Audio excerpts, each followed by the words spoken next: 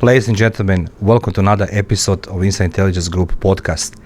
You will be very, very happy to know who are today with us in the office and who is going to share the secrets and their success stories with all of us.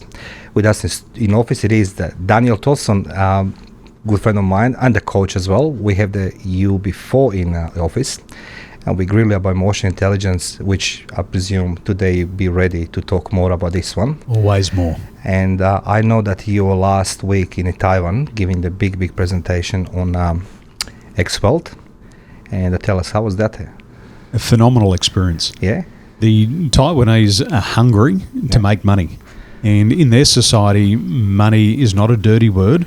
Yeah. It's a very important word because through money they can achieve their goals. Yes. So X-Wealth brings together 1,000 business people in Taipei City. And what a lot of people don't know about Taipei City is that it's the 8th global city in the world with more than 1,510 ultra-high net worth individuals. That's People who interesting. have more than Italy, yeah. $30 million to their name. And there's also about 131,000 self-made millionaires in Taiwan, and we expect an additional 35,000 more in the next 5 years. So the Taiwanese want to learn how to make wealth. They know that they have to grow the business.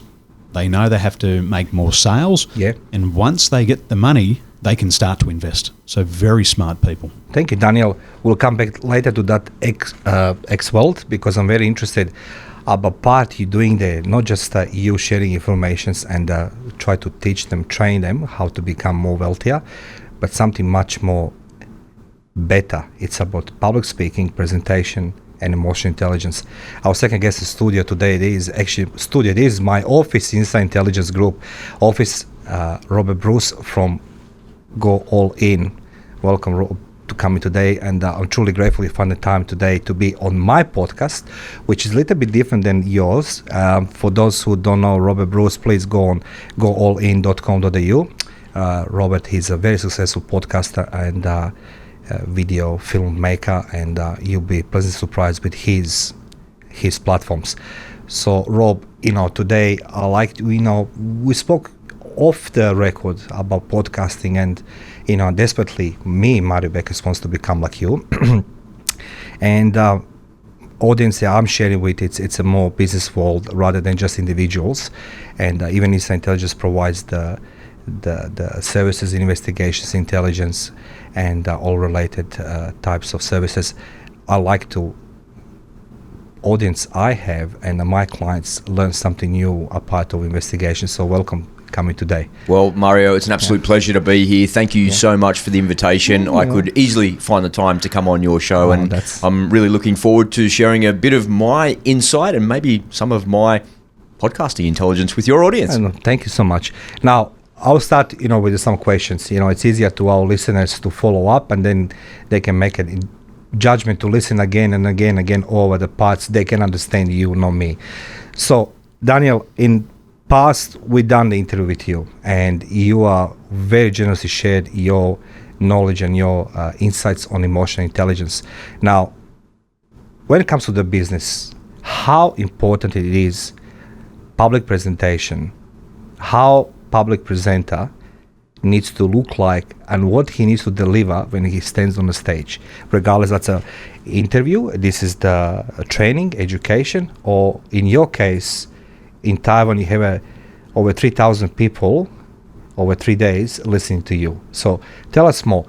Public presenter, who can be, what he needs to do, how he needs to look like, and how he needs to behave on a stage. There's 3 parts of the sales process. The first part of the sales process is prospecting, and this is where we look for our ideal client. The second part of the sales process is presenting.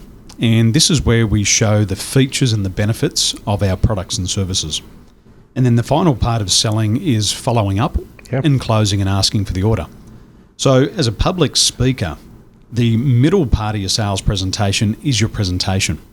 So when you're up on stage, you're showing a larger group of people your product and services and their features and benefits. So instead of selling one-to-one, you're selling your ideas one to many. So with a big audience, 400 or 500 people in the room, you have to have very good emotional intelligence. So the first part of a great presentation is the speaker understanding their strengths and weaknesses. And all successful speakers were once upon a time bad speakers, but they worked on their weaknesses and turned them into strengths. So a very effective... May I ask you to interrupt you? How do you do turning weaknesses into strengths? Well, first of all, you've got to have a level of self-awareness and acceptance that you do have a weakness. Most people don't think they have any flaws. Interesting. And we do. We have a lot of flaws. We will never be perfect. And 95% of all presentations can be improved. So the best way to understand where your areas of development are is to work with a coach. Okay. So when I started working with my coach, Bob Korf, my voice was really high and I spoke really fast and the sound came out of my nose and I sounded like a real Aussie. Hey guys, how you going? What's going on today? Yeah, welcome to the X-Wealth. And I spoke too fast. So after I started to learn from Bob Korf, I had to slow down my presentations. So we can speak at about 650 words a minute, but we can only process about 250 words per minute. So a great presenter speaks at a pace where he moves the audience through simultaneously. If you've got 500 people in an audience and only 100 people register your message and you move on, it leaves 400 people behind. And this is where you've got to have self-awareness and sensory acuity. You've got to be able to look across the sea of faces and make sure that those 500 people are moving along at the same time. You've got to look at 500 faces and make sure they're nodding and leaning forward and understanding what you're saying. Because if you leave one person behind, they end up holding the rest of the group back. Would you agree that in today's DNA age, where the social media played a crucial role, I know we have today expert here with us, it's Robert Brus from Go All In, who's going to be as well ask this question. What is the hardest point for somebody to understand the message or to be sell? Is a visual, like you, public presenter, is it harder for you to engage with the public, or it's much more easier for somebody who builds the video in a car? What do you think about videos in a car? I think you need both. You need both? You need both. Before you can be a great public speaker, people have to have warmed up to your message. And that's where video works incredibly well. If people understand your voice, they can tune into it. If people have heard your message and they agree or disagree, at least they're prepared for what you're going to say. So you can start to build rapport on video, and then when you take the stage, they're already familiar with you. Preparation for the public speaking. Preparation. How important it is? It's ultimately important, and you can never be over-prepared. Is preparation important for every segment of the job? I'll tell you from my point, like in investigations, it is important you prepare to understand who you're interviewing, who is the witnesses, what's the topic of the investigations, and what's the key objective. Now, from your point of view, so to all our listeners, preparation, can you apply preparation across the board in any type of business importance, and what then somebody needs to do? Well, in public speaking, you've got to have preparation. Who's my audience? How old are they? What education have they had? Are they single? Are they married? What's their family status? What career do they have? Which part of the world are they from? We have to know all of this before you speak. Because if we use words that are common in Australia and they don't translate correctly into Chinese, there'll be a misunderstanding. So I agree. We miss the target. Yes. So we've got to make sure we're clear on the target, and then we've got to formulate our speech so it hits the target every single time. If you don't hit the target, you don't make a sale. But you say that's important to have the video in the car as well. So for video in the car, what preparation? You don't know who's your audience. Well, I presume it's not. Rob, tell me, do you agree with the Daniel about preparation? How are you preparing yourself? You're a very successful broadcaster from goallin.com.au, and I deliberately saying this because I saw your work. I was a guest on your show, and the level of professionalism and the way how you're dealing with this social media platform, it's unique. Now, from your point of view, and you doing this almost on a daily basis, podcast, how important preparation it is? Is it different from what Daniel does, engaging people alive, or yourself when you interview somebody, and then you can edit. Well, preparation is absolutely everything. As for the people that are listening that don't know me, thank you for tuning in and giving me the opportunity to do that. My background is in the military, and in the military, you prepare for everything before you cock your rifle and walk out the front gate into no man's land, and you're going to get into a fight. Yes. So you need to prepare, and you spend more time training than you do actually fighting.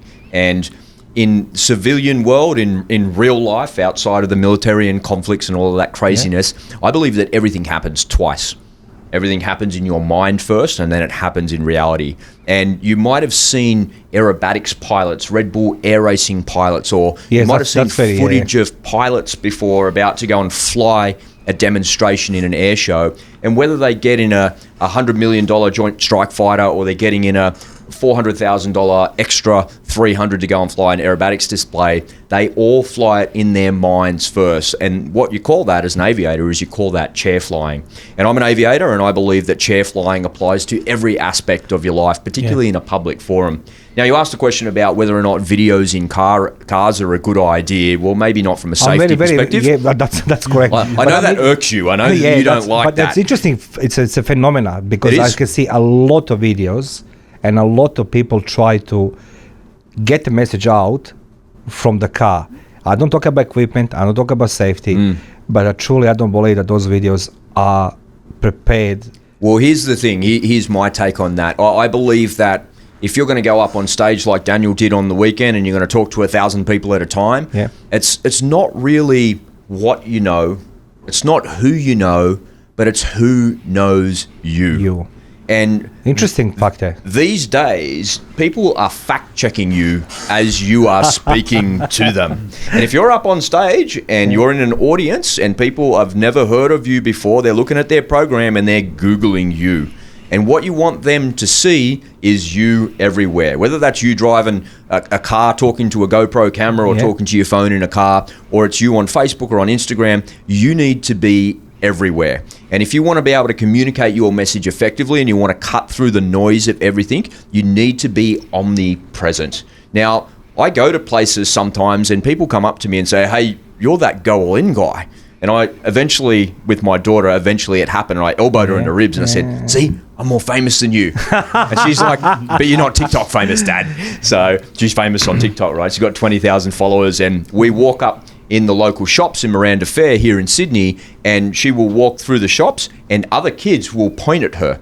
Other kids will go over to her, and some other kids will come over and say, "Hey, can I have your snap?" Yeah. And that's because it's not what she knows, it's not who she knows, but it's who knows her. And these days, TikTok is a big social media for young kids like my daughter, and she's TikTok famous in there. Yes. I'm a little bit podcasting famous because I put out so much content, and I'm omnipresent, and I'm all over the place all the time. Doing videos in a car a good idea? Depending on what you're trying to do. If you're trying to cut through the noise of everybody else and stand out amongst everybody else, I'd suggest to you that any content that you put out there is a good idea, and you should do more of it. Interesting. Now, let's go come to the emotions. In a sales, in a business, people buy from people. They don't buy just a product, Daniel. Do you agree with me? Agree. Okay, now, in a business, we can't exclude emotions from the product. And we are all emotional creatures. Now, how important emotional intelligence it is in the sales process? It's a critical factor, because people decide emotionally, and then they justify their purchases logically. And there's two key parts of emotional intelligence that we can tie back into sales. The first part is self-awareness, and it's understanding that the emotions that you're feeling as the salesperson. Yes.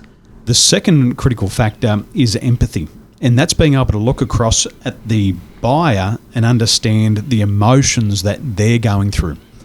So what happens with the seller? A seller often fears rejection. They fear criticism to their offer. So they have to be able to regulate that effectively inside of their mind and body. Yeah. But if they're caught up in trying to regulate their emotions, they're not focused on the buyer. The buyer, as they're going through the buying process, you're going to start to see a series of hot buttons, and you will say something in your presentation, and all of a sudden the buyer will light up and go, whoa, I like that. Now that's a hot button. If the seller misses that hot button, they lose a sales opportunity because they're caught up in their own head. Rob, what do you think about this? What do you think about this? I was going to add to that and say one of the really tricky things I just want to wait today because Daniel is an expert in this, right? And now I use the opportunity in my studio, in my office, together with you, to give the audience even more, like, perspective, because it's like Daniel has a successful track record, but now I need to hear your opinion, so it's not just my opinion. Yeah, absolutely. And it's a pleasure to be able to have the opportunity to share that. One of the things that I would add to what Daniel's saying about emotional intelligence, I think now more than any time in the history of humanity, it's more important than ever to have good, solid emotional intelligence as a business owner, as an entrepreneur, and particularly if you're in a sales or business development role of any description. And the reason that I say that is because you don't know, as a seller, when a buyer comes to you, however they come to you, whether that's online, on the phone, in person, wherever that is, you don't know where they are in the buying cycle. Okay. Statistically, 80% of people that purchase a new car from a dealer have done 80% of their research online before they go to the dealer. That is. Now I'm going to the dealer to test drive the car, see if I can get some finance, maybe negotiate a better price. But as the car sales guy, when a customer comes into the yard, I don't know where that individual is in the buying cycle. Yeah. And the only way to know, as Daniel pointed out, is you're asking questions, trying to trigger those hot buttons to get a good idea of where they are in relation to where they're going. Because there's no point in going from the very start when somebody walks in the car yard when they've already made a decision to buy the VW Golf GTI, this model with this wheels and this color. All they're doing is coming in there to confirm what it is that they want. All right, well, let's go get the keys and go and tear around the streets and the thing and make sure it's the right thing for you. So the only way you're going to understand where somebody is in the buying cycle is with emotional intelligence and asking clever questions. And so for me, it's more important than ever before. How would you apply emotional intelligence, Daniel, on a podcast? Podcast is audio. Yeah, we can talk about video like we're doing today, but how would you apply emotional intelligence into sales process if you're doing podcast? For podcasting, you have to have a very high level of self-awareness. You've got to know what really turns you on. If you're talking about a topic that doesn't fire you up, that doesn't get you excited, you'll come across boring and bland and the excitement doesn't come through. And sales is a transfer of enthusiasm. Yeah. So if you've been called onto a podcast and it's not your topic of choice, don't do it. Only do the ones that turn you on, because people will look at you and they won't be convinced. Aussies, particularly, are very emotionally intelligent. They'll look across and their bullshit meter says, this person's not convinced about their product and service. This person is not passionate. 100%. So they'll turn off. So the idea is to just talk about topics that you've become an expert in and that turn you on. Rob, I have a question. This is the very personal question. I'm hearing a lot of podcasts there, and I don't go in there how often my glory of famous status is gonna go with the podcast or not. As like I just try to reinforce the name of my corporation that we are dealing with the people like yourself and the Daniel who bring the value to our business and as well to our clients. Not talking just about investigations, but now there's a many podcasts. How would you call the podcasters or podcasters? Podcasters.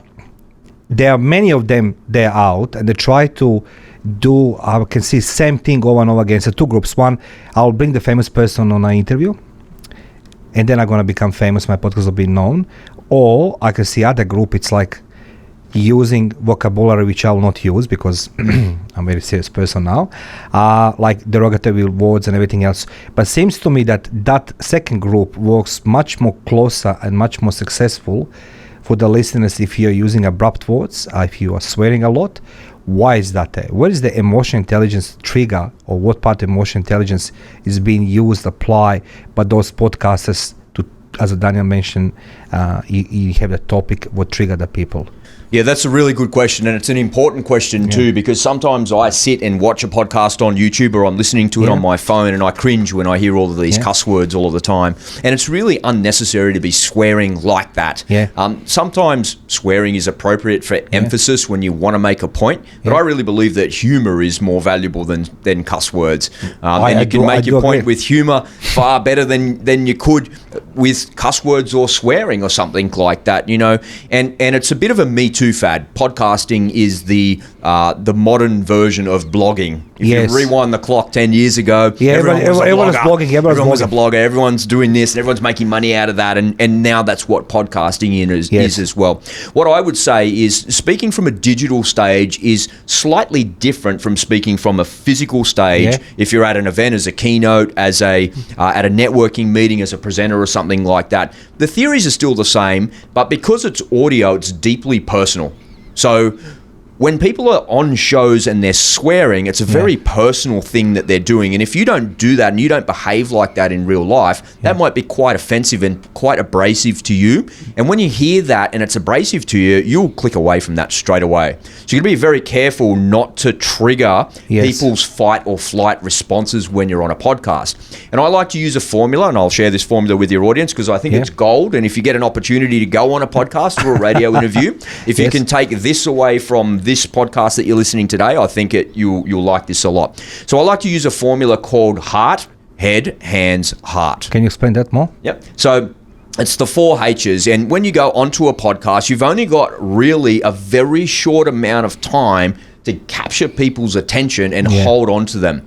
And the way that you do that is not by being elitist. And if you're a podcasting host and you have a famous celebrity on, what you should do to begin with is to start with a heartfelt story. And the guest should talk about how they're relatable. So the listeners that are hearing that, or the viewers if you're watching it on YouTube, are going, he might be famous and he might be rich and successful and all of that stuff, but everybody comes from somewhere. Everybody starts somewhere. And I'm not suggesting that you go out there and tell a sob story about your mother beat you to death with a wooden spoon when you were a naughty kid and your dad was an alcoholic. I don't want you to talk about those types of things. I want you to talk about just regular, normal human being things that make you relatable. So that's the first heart.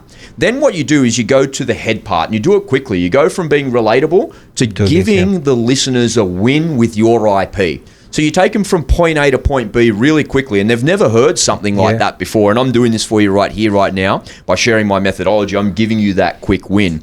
You show listeners how you can go from A to B by doing something that you're applying. But then you tell a story, like a case study, a story that you've worked with a customer or a client, and you explain how you go from A to Z. And in that story, people are hearing that going, wow, that person just gave me an A to B win, but geez, I can go from A to Z as well at the same time. So by the time you do this, you might be 10 minutes into the podcast or 10 minutes into the interview that you're doing, and now you're at the danger period. Because podcasters typically, and I'll say it in a public forum, not everybody listens to the end of your show because people get bored with the interview and they click away. So whatever you do, don't wait to the end of the interview to put your call to action in there. That's the hands part. So I've gone heart, which is being relatable, head, giving you a win from A to B, then showing you how I can take you from A to Z.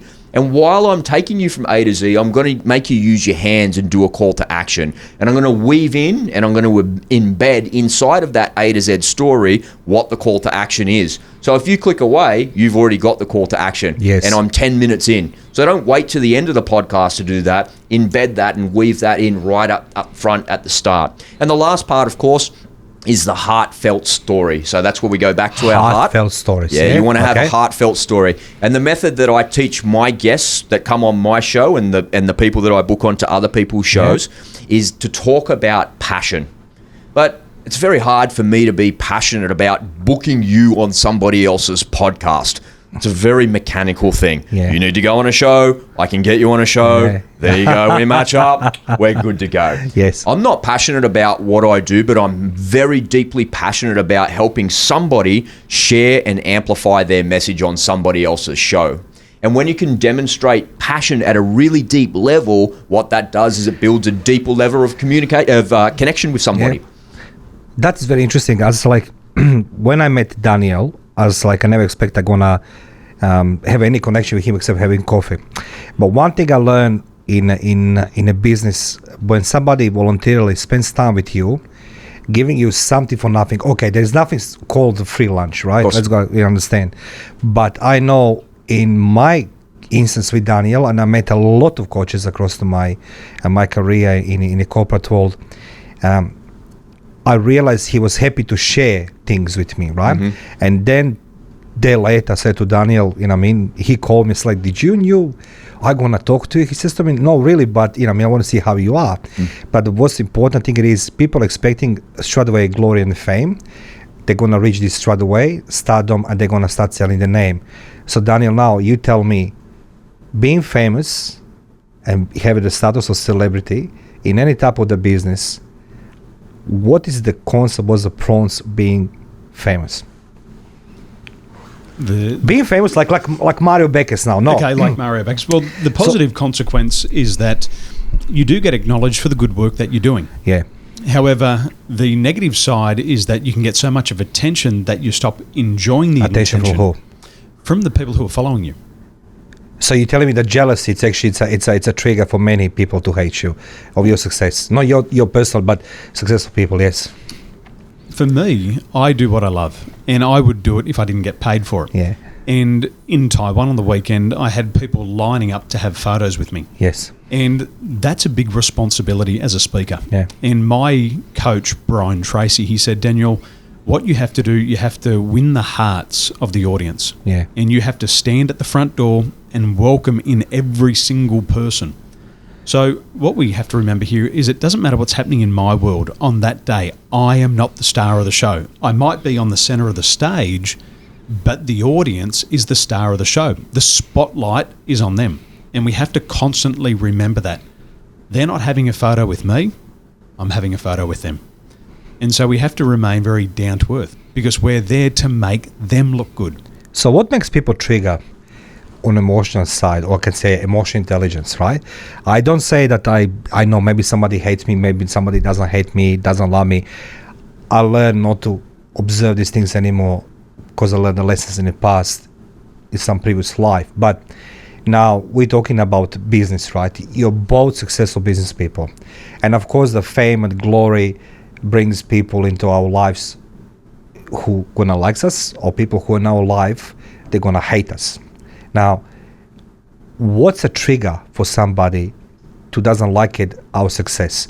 What somebody needs to take consideration doing the podcast, being the public speaker and the business coach like yourself, you both have the good track record.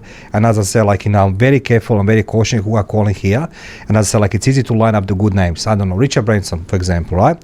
Yeah, I can talk to him, but honestly, I will never be able to relate my life to someone like him.